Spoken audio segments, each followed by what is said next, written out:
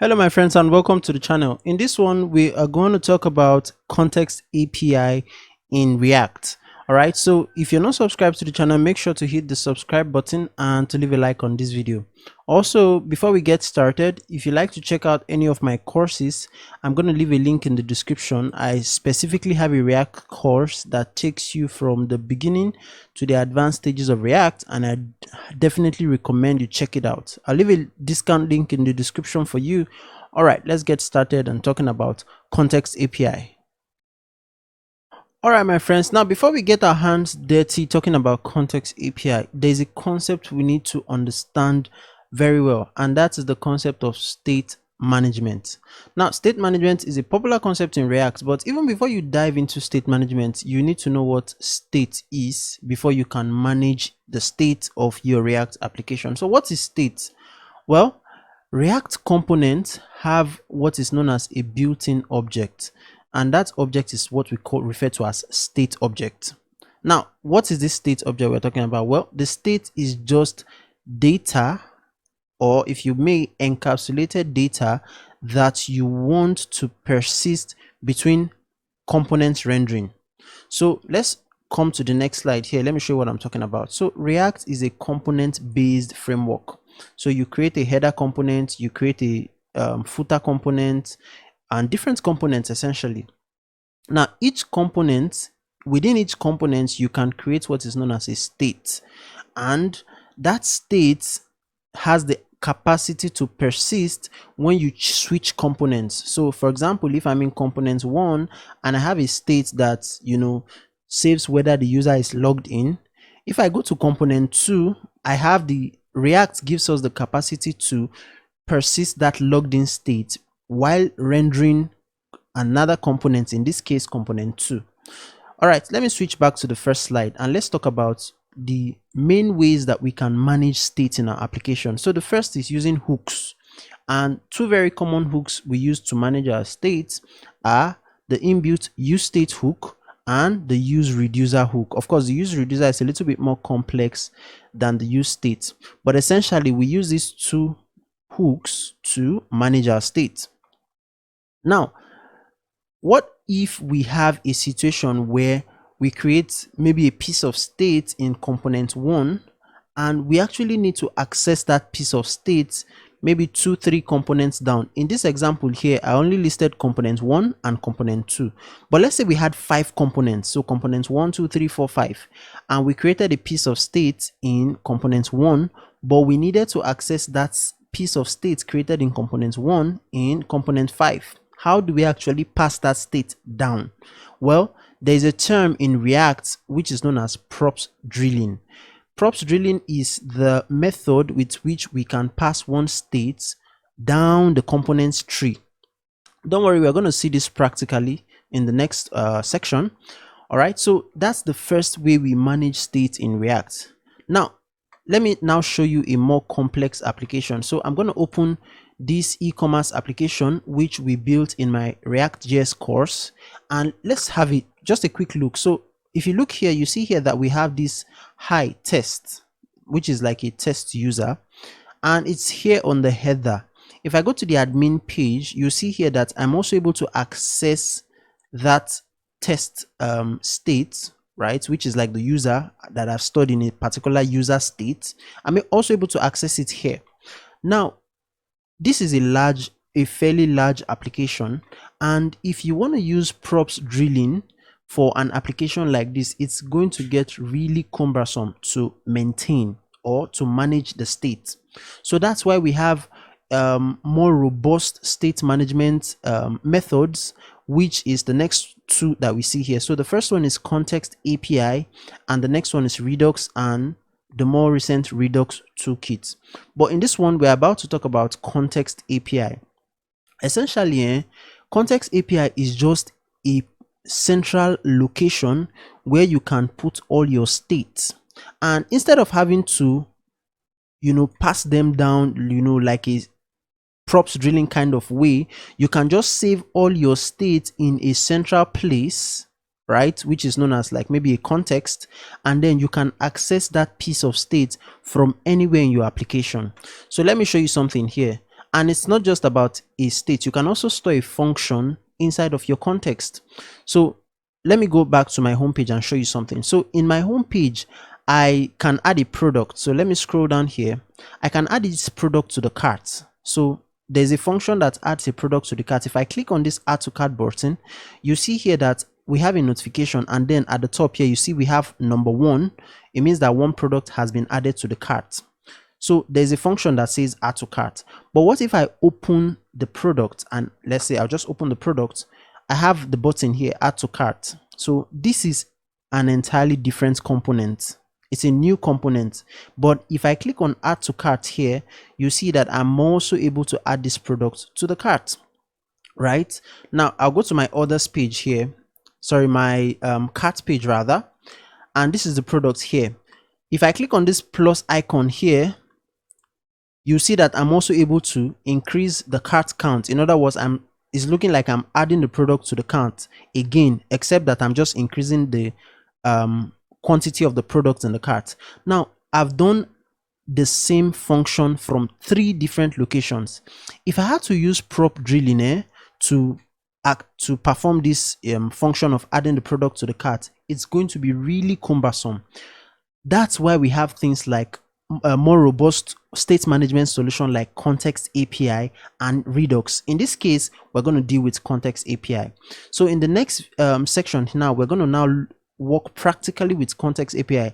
I just hope that this brief introduction has given you like a quick overview of why Context API is important. So now let's get practical. All right, welcome back, guys. Now we're going to talk about a new topic, and ideally I want us to talk about Context API, but for everything to go smoothly, I'll talk about the concept of props drilling first. Now, props drilling is actually something we've seen and done repeatedly in the course, but I just want to explain it like specifically right now. So this is an application that you see here, and before we talk about this application, let me just tell you there is a zip file I'll attach to this video, so you can download that zip file. It contains this folder, props drilling, and let's open all the files we need. So first off, we're going to need our app.js to be open, and then inside of our props drilling, we're also going to open the user list first. Then, oh, what am I doing? Okay, then I would open so user list is going to be open. Then next I'll open the users.js. Then lastly, I'll open the data.js. All right, great. Now I'll close everything so that we have everything opened up. So let's start from the app. Essentially, what we have here is the simple layout that is being displayed here. So let me quickly explain what we have here. Not like you already know what we've already done something like this before, but I'll still explain. So I imported use states from React, and I created a state called users, and I set the initial value of that state to be user data.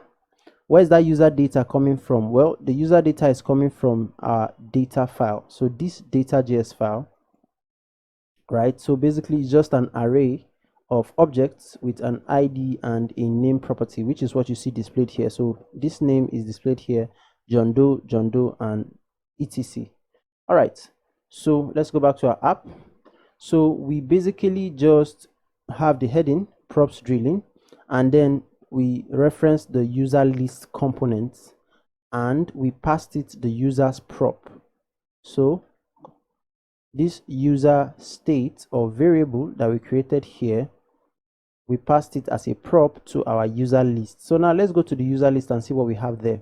So in the user list, we accepted the props, and then we mapped through it. So users.map, and then we now referenced the user component, which is this one you see here. All right, so after we mapped through these users, plural, essentially we get the ID and the name properties from that list or that array of objects, which is what we have in our data.js. So let's come back here. So now we first here in this component we set the key, because when you map through a list, they need to have a key prop.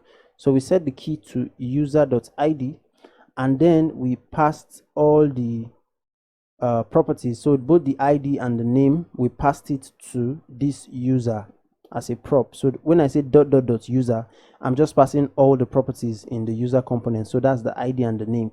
Great. So let's come here to our users, and here you see here that we have the ID and the name prop that we cut.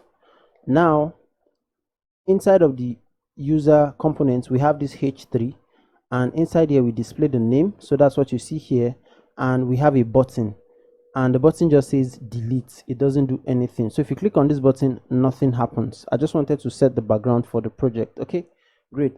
Now what we want to do though is that when we click on this button, we want it to delete that particular item from the list. Now if you come to your app.js, you realize that we already created a function for that in the app.js. So that function is called delete user. Now although we created this function here, and that's where our state also is in our app.js, where we need this function to take effect is in the user.js. So let me close this data for now. So I need the function which I created in app.js to take effect in the user.js. How am I going to do that? Well, you already know. I'm going to pass it through props. And because I'm going to pass it first through the user list, right? So let me just actually do it. So from this user list here, I'll write the delete user prop. So delete user, and I'll set it to be equal to delete user.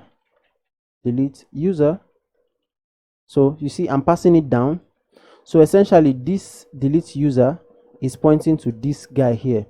So I'm passing it as a delete user prop to my user list. Now I'll save that here, and then I'll come to my user list and I'll catch it here. So first off, in the user list, I'm going to come here and add the delete user prop. Then I will now pass it down to the user.js. So this user component here. So I'll come here, I'll say delete user is equal to, and you can actually name it the same thing. It doesn't matter. It's still going to be passed down. So I'll pass it to the delete user here, and then I'll save this guy. Lastly, I'll now come to my delete user prop. This is where I actually need it. So on this button here, I'll come to the end of the button and I'll add an on click. So I'll say on click, and that's on click. You know what, I'm going to come here and let me add my delete user before I forget. So that's the delete user prop.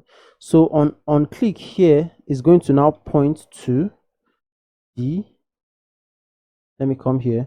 So I'll create an arrow function there like so, and then I'll call the delete user prop, and I'll need to pass it the ID, because when we want to delete something, we want to make sure we are specific. So the way we make it specific is by passing it the ID.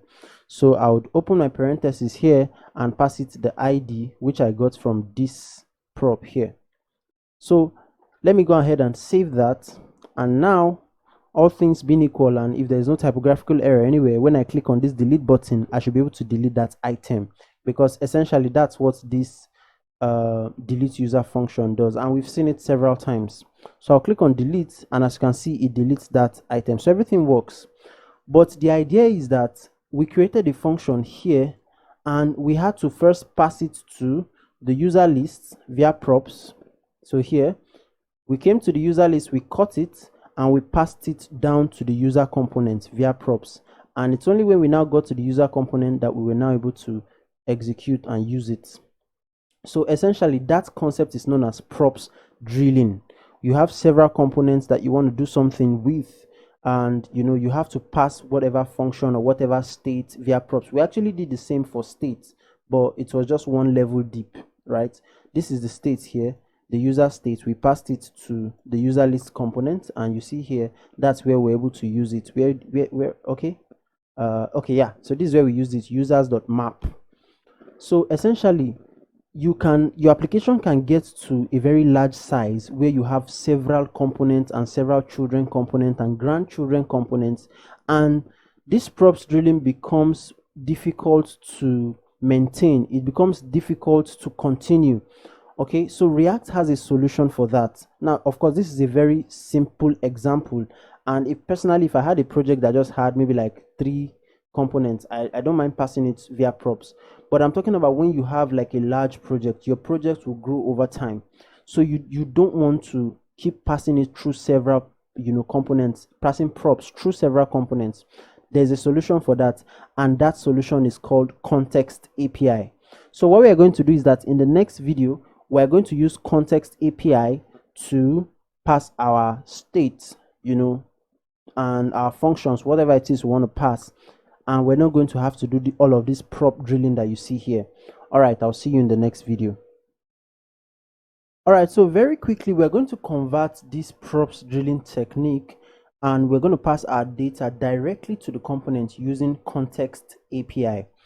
I said Context API is that function in React, or is that property in React that helps us pass data directly to the component that need them. We don't need any prop drilling and all of that.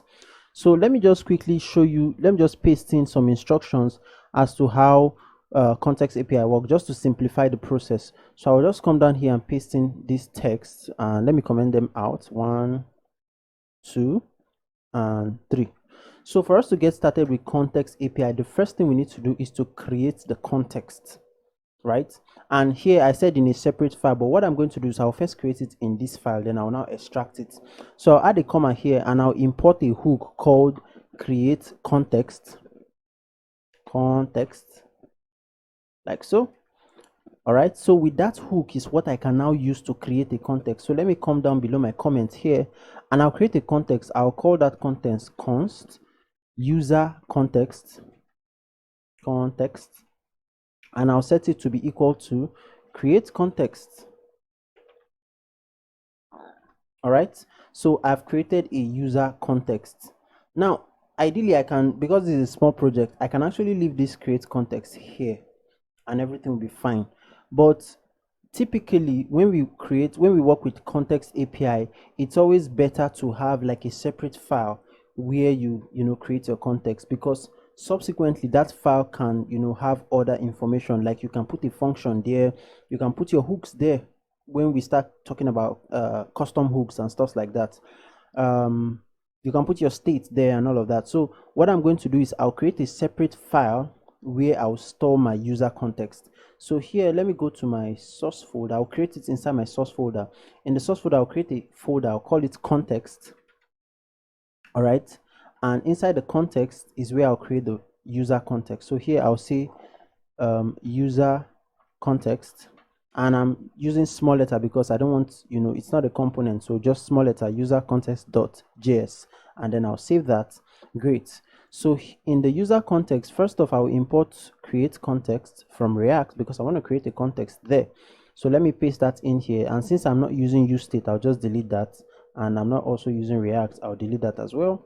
Then I will now grab this so let me close this guy.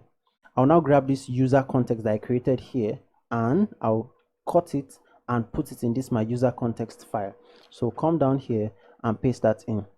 Now for me to be able to use this user context though, I have to export it so that other files can access it.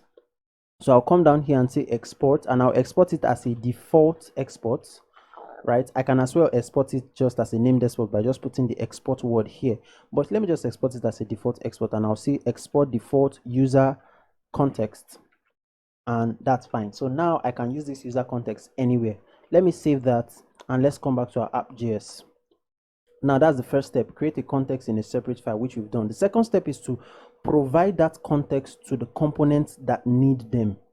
So essentially what we usually do, or the practice, is that we'll just provide the context to the top level of the component. So in this app component is like the root component. So essentially what I can do is I can come here and I'll create a tag that will wrap everything. And how am I going to do that? So here I'm going to say user context. So that's the name of the context, this user context. First off, let me import it from the file where it is. So I'll come here and say import user context, and I'll import it from the location where it is. I thought it was in the, okay, yeah, that's correct, that's where it is. Okay, so now I'll now come here and I'll create a tag, just like a tag, opening and closing tag. I'll say user context, but I'm not actually going to stop here because I want to provide some information to all of the components inside it, or all of the components below it. I'll say user context dot provider. So dot provider, like so. And as you can see, the user context, the provider actually starts with capital letter. Okay, then I'll tab it. Now I've created an opening and a closing tag. What we'll now do is that we'll now take this closing tag and wrap it around our data or our return statement. So everything here is wrapped around this user context dot provider. So that's the second step, but that's only half. Okay, so we say we want to provide the context to the component. How can we actually provide information to this user list component, for example? So we're going to give this user context dot provider tag a property known as value, right? It's this value, so value and then curly braces. It's inside this value that we can now, specify the information we want to pass to the components that exist inside here. So for example, this user list component, now we can pass some information to it. If you come to the user list component, the users component, we can also pass some information to it. So essentially what that means is that it will pass information to both the child component and even the grandchildren and the great grandchildren component, if that exists. All right, so but for just demonstration's sake, I'll just add a text here as the value, and I'll say this is the context data. All right, so that's the information I want to pass. Now I'll save that and I will access this information. I'll come down to the user.js component and access that information. How am I going to access that information or that data? Well, that brings us to the third what's it called, the third instruction here. Use the context. And the way we can use a context is via a hook in React called use context. So I'll come to users and I'll import that hook. I'll open my parenthesis and I'll say I want to import use context from React. So now how can we use this context? Well, I'm going to come inside the component here and I'll create a I'll just create a variable. I'll say const and I'll say data and I'll set it to be equal to use context. Open my parenthesis there. Now this use context needs an argument. What is that argument we want to provide? That's the context we created in step 1, where we said create the context in a separate file. So for us to pass that user context here, we have to import it from this file where it is. So I'm going to have to come here and I will import the user context from, oh sorry, not user list, user context, and I'll import it from where it's located, which is this file here. Great. Now I can now pass that user context as an argument here. So here I'll say user context like so. Great. Exactly. So now what this means is that this user context, any value that is passed from this user context provider tag, I can access it anywhere in my application. So how do I access it? That is just what I set up. Use context and I pass the argument user context. So use context is how you access the value that is passed from your context. Now let's quickly just do a console.log of my data. So this guy here, I'm logging into the console. Let me separate it and then I'll save. Now remember, what exactly are we logging? So we are logging the value here. This is the context data. So now I'll come here and inspect just to check my console and see what we have there. So yeah, you see here we have this is the context data and it occurs 5 times. That's because we have 5 instances of this user component. All right, so we've been able to catch the data. Let me close this up. We've been able to catch the data here in the user component, even though we passed it from the app component. Now, of course, I know you're saying that, oh, but this is not the kind of information I want to pass. I am aware of that. And here we're going to now pass valuable information. So in this our small application, there are 2 information we need to pass. The first is this user state and then this delete user function. We can pass both of them here. But for us to pass like more than one object data like that, what we need to do is we need to pass an object inside this value.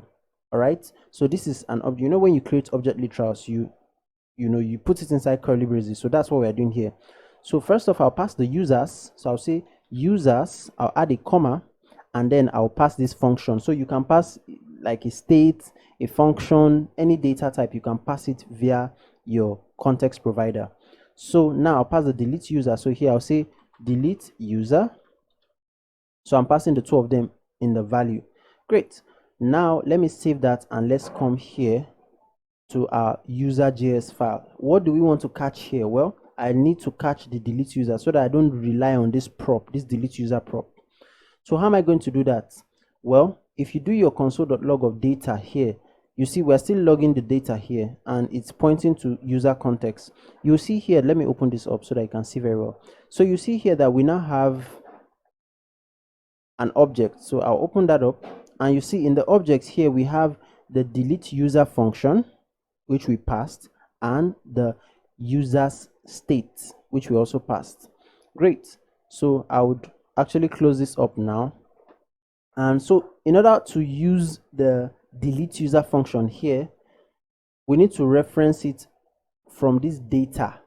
So essentially what I'm going to do is, let me get rid of my console.log first. So what I'm going to do is I'll just come here and instead of just pointing to delete user, which is pointing to this prop, I would say data dot delete user. So this delete user now is coming from this data object that has the two properties, delete user and the user prop. As a matter of fact, I can even go ahead and clear this delete user from my prop. Okay, so now I go ahead and save, and all things being equal, everything should still work out fine. So I'll delete this guy and it works. I'll delete and it works. But of course, this is not a very interesting way to reference our delete user function. So what I'm going to do is I'll destructure here.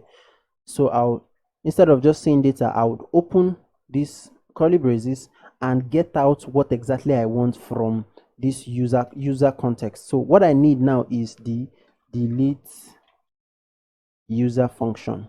All right, so I'll come here and I don't now need to say data dot because I've already destructured it to get out the delete user function. So I'll just point to the delete user directly and then I'll go ahead and save, and then maybe I should refresh the page and then I'll try it if it still works, and as you can see, it does work. So now we are accessing the delete user function without having to pass it via props. As a matter of fact, I can go ahead and delete the prop here, delete user prop. I'll delete it, save. I'll come to my app, I'll delete the prop here from this component, I'll save, and everything would still work just as normal. So I'll delete and you see it works. So there's one more thing we need to pass though, and that is the user's state.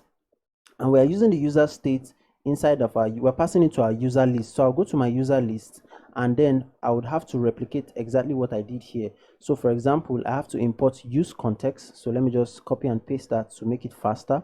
I'll import use context and I would also reference use context like this, and I'll come inside my return my function, and then instead of destructuring and getting out the delete users, I will destructure and get out the user's state.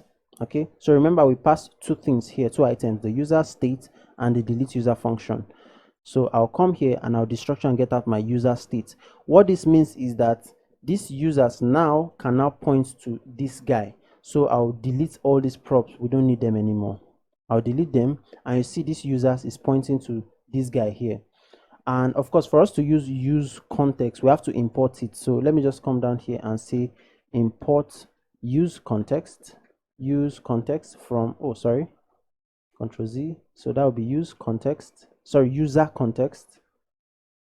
Okay, all right, so I've imported it and it's been referenced here. So now if I go ahead and save, right, everything still works. Okay, so if I refresh, we still have all of our users. At this point, I can go ahead and come to my app.js here, and I'll delete my users prop that I passed via this user list. and then I'll go ahead and save. So essentially, in summary, we've seen how we can use context API. Just using these three instructions, we use context API to pass our information directly to the components that need them. We're not doing any prop drilling or passing via props or anything like that. We are passing the information or the data directly to the components that need them. So when your application gets larger, this is what you want to do. Now, before we go to the next application or the next stage, however, there is a more complex way to achieve the same thing, and that is Redux. We're going to talk about Redux much later, but let's take another example and talk about context API with one of the projects we've built before. We're going to convert our dark mode project to context API. I'll see you in the next one. All right, that's it, guys. Now, if you enjoyed this video, then make sure to leave a like on the video, and if you're not subscribed, make sure to subscribe to the channel. You can also check out my website for front-end development courses, all things React and JavaScript.